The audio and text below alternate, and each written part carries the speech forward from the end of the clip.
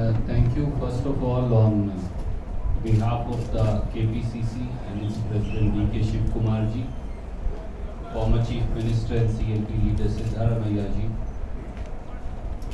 former Chief Minister Veerappa Moily Sahab, former PCC President Parmeshwar Sahab, member of the Congress Working Committee Muniappa ji and S.R. Patil Sahab, my colleague and friend Salim Bhai, and on behalf of all of us, I first of all take this opportunity to welcome the members of the press. You have been waiting for some time. You have been very patient with us. You have spent half of your day with us. I also want to take this opportunity to thank you for your time. We know that in these challenging times, your time is very, very important. We appreciate it, we respect it, and we thank you for it. The purpose of today's meeting was understanding the organization, knowing their views and opinions, taking their suggestions, and strengthening the organization. Members of these leaders of these 5 districts have come today. So this was not a public meeting, but was an interaction. First jointly, where all our senior leaders who are present here, they addressed on 3 major issues. Firstly, how to strengthen the organization further up to the grassroots, that is booth committees, village committees, ward committees, and strengthening the block and district Congress committees wherever necessary.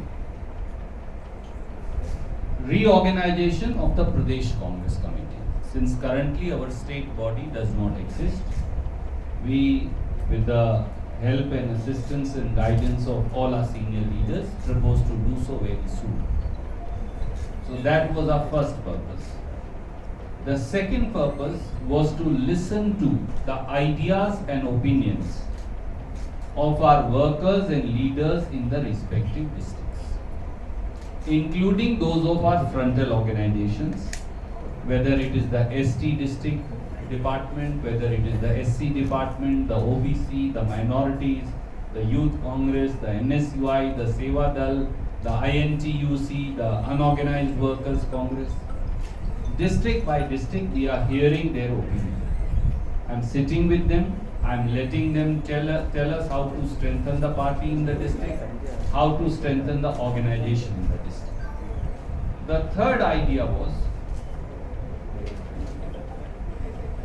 in the ensuing elections to the local bodies, that is Jila Panchayats, Jila Panchayats as also the Taluka Panchayats, which are due imminently. They can happen over next 2 months, 4 months, maximum they can be deferred by 2 to 4 months, 5 months.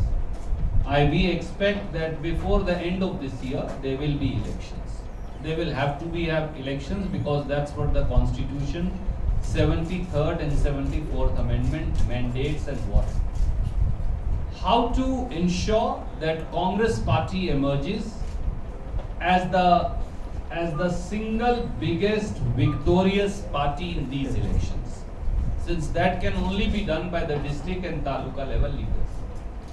So to exhort them, to tell them that they are the masters of Karnataka's destiny, they have to reshape the grassroots bodies, and we have to have the best people ideologically oriented towards the Congress party, ideologically committed to the ideas of Congress party, people who are not only winnable but will be able to serve the people in their respective wards, in their respective talukas and Jila Panchayats, and people who will reshape the next Congress government in the state.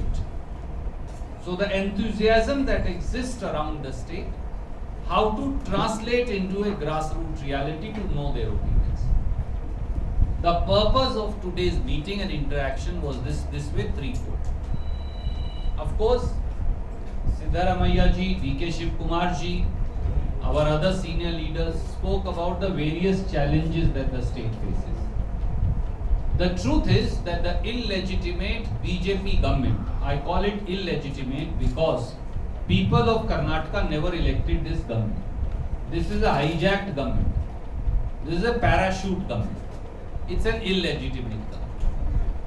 So, like a house of cards crumbles, this government is also crumbling. This government is actually founded on corruption, defection. This government has been given birth by only two concepts: corruption and defection. And as BJP prepares for leadership change, the government is crumbling. People of Karnataka have suffered immensely. Excess deaths only in COVID were over 1 lakh. So there is no sign of any development. The only thing we have is corruption and defections. And that's why the government will fall. Congress party, which gave a flawless government to the state, is committed to the welfare of people of Karnataka, and we are committed to do so. So all those ideas were also exchanged. That's all that I have to say. I will now request both the PCC president and the CLP leader to say a few words, and then we'll take questions. Just a few words. ಮಾಧ್ಯಮದ ಎಲ್ಲ ಸ್ನೇಹಿತರೆ,